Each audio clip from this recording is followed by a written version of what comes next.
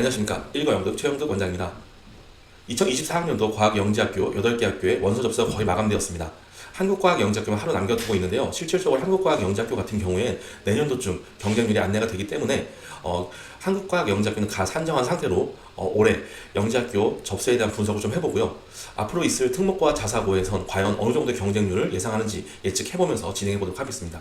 자, 먼저 경쟁률을 보시면요. 올해 감소된 학교 3군데 그리고 증가한 학교 5군데가 보여집니다.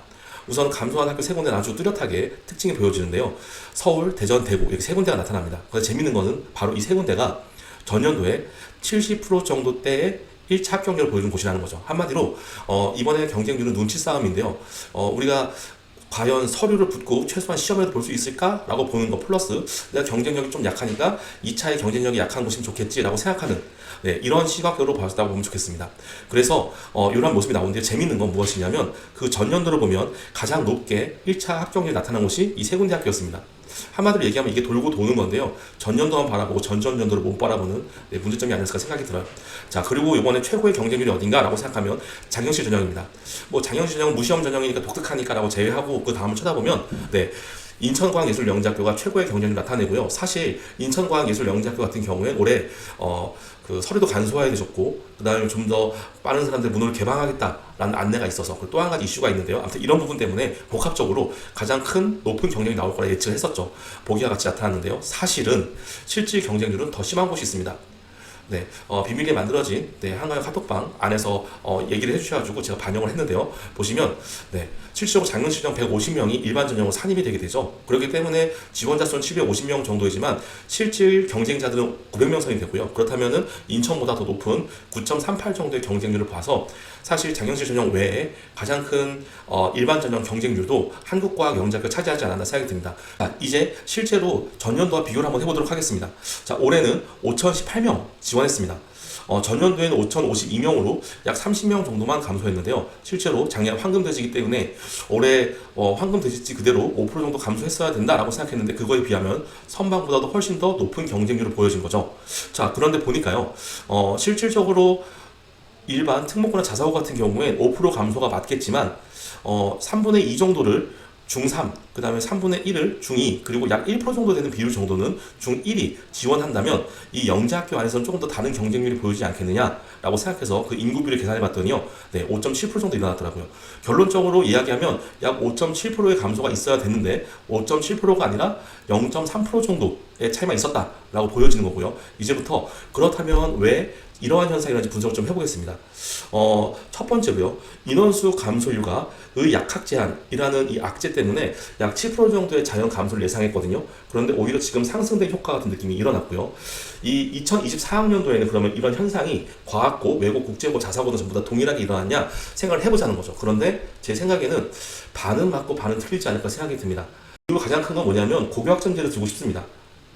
이것 때문에 올해 특목고랑 자사고 경쟁률도 일반고 가는 것보다는 이쪽이 낫지 않을까라는 생각이 조금 더 생기지 않을까라는 거고요. 그렇기 때문에 3% 정도를 이분이 차지하지 않을까 생각하는 겁니다. 그런데 영재학교는 그것 외에 추가적인 3%가 더 있다는 거죠. 저는 3가지로 보는데요. 하나씩 보도록 하겠습니다. 첫 번째는요. 올해 가장 큰 경쟁률을 보여주고 전년 대비로 100명이 훌쩍 뛴 장영실 전형을 지목하고 싶습니다. 이런 거죠. 만약에 일반 영재학교 지원을 해서 2차로 시험 봤다면 솔직히 말하면 조금 부족한 부분이 있는데 내가 전공만큼은 자신 있다 라고 했던 친구들이 이제 빛을 볼 수 있다는 거죠. 또 하나 소프트웨어랑 로봇 좋아하는 친구들 같은 경우에 시험이 무서웠는데 무시험 전형? 나 한번 해볼 수 있겠어? 라는 생각이 든 거고요. 작년에는 그 축이 240명 정도였다면 이제는 1년 동안 준비했기 때문에 더 많은 인원이 지원할 수 있었다라는 것이죠. 그리고 위에 보시는 초록색 표처럼 장영시에서 일반으로 넘어갈 수 있는 것도 큰 목을 차지했을 겁니다.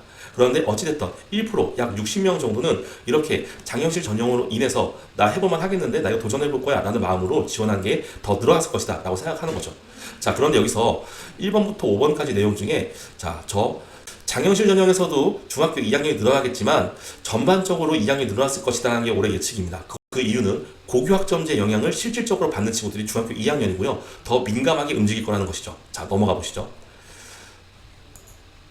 중학교 2학년이 늘어날 것이라고 생각해 볼 수 있는 데이터는 유일하게 경기과학고등학교 자료뿐이 없습니다. 경기과학고등학교 이렇게 보도자료를 안내하거든요. 그래서 실질적으로 보니까요, 전년도 2023학년도에는요, 중학교 2학년 233명이 지원했었습니다. 그런데 올해는 239명으로 6명이 늘었어요.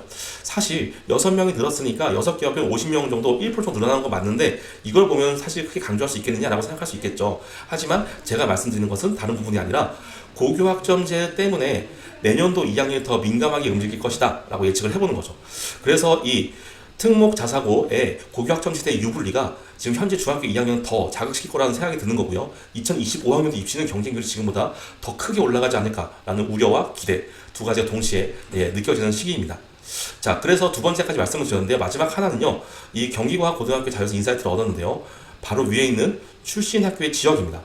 자, 전년도 보면은 출신 학교의 수도권 이외가 23명인데요. 지금 수도권 지역에서 경기과학고등학교 몇 명이 지원했냐면 무려 40명이 지원했어요. 2배가 지원된 거죠. 그리고 또 하나, 지역 전형이라고 하니까 눈에 들어오는 학교가 한 번 더 있습니다. 어디죠? 바로 광주입니다. 네, 보니까 광주도 마찬가지로 20명이 더 늘어난 인원이에요. 왜 이런 현상이 일어났을까요? 저는 첫 번째로 영재학교 지필고사가 최근 1, 2년 사이에 난이도가 낮아진 것 때문이 아닐까라는 생각이 듭니다. 예전에는 지금 이 정도 학습을 꼭 해야 되나? 라고 생각하는 지역에서의 분위기가 있었거든요. 그런데 지금 영재학교의 난이도가 조금 낮아지면서 이 정도면 나도 공부할 수 있겠는데? 라고 생각하는 수도권 이외 지역의 분위기가 조금씩 나오고 있다라는 거죠. 그리고 또 한 가지, 바로 지역 인재 전형이라는 게 살아있다는 거죠. 그 부분 때문에 저는 이 인천 지역의 경쟁률이 더 높아지지 않을까 생각이 드는 건데요.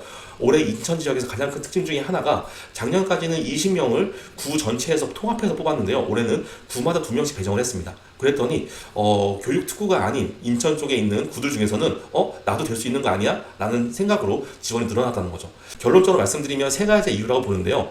네, 첫 번째로 한국과학 영재학교 장려주 전형이 조금 더 강조가 되고 경쟁력이 있어졌으며, 그리고 2차를 준비하지 않는 친구들도 지원하게 되었다. 두 번째로는요, 이 고교학점제 때문에 혼돈스러울 때 차라리 특목 자사고를 지원하자가 더 편해 보였고, 이건 내년도에도 더 위험한 경쟁률을 만들 것이다 라는 거고요. 마지막으로 지역 인재 전형 확대, 그리고 문제 난이도가 쉬워지면서 지역 친구들의 지원이 조금 더 늘어나지 않을까 예측해보는 바입니다.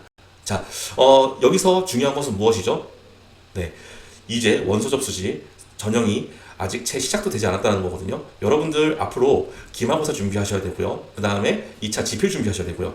마지막으로 캠프 준비하셔야 됩니다. 일정 정확하게 신경 쓰시고요. 이것밖에 우리 친구들 조금 더 고민할 것들 안내 드린다면 3학년 친구들 같은 경우에 과학고랑 자사고 어떻게 준비할 것인지, 2학년 친구들은 차후 1년 반 동안 또 어떻게 준비할 것인지, 불합격이 된다면 미래도 바라볼 준비가 되어 있어야 돼요. 그리고 만약에 합격이 된다면 여러분들 합격을 위한 입시 준비랑 그 다음에 영재학교 직접 들어가기 위한 내신 준비 다르다는 것 생각해 보시고 열심히 공부하셔야 됩니다. 모두 화이팅입니다.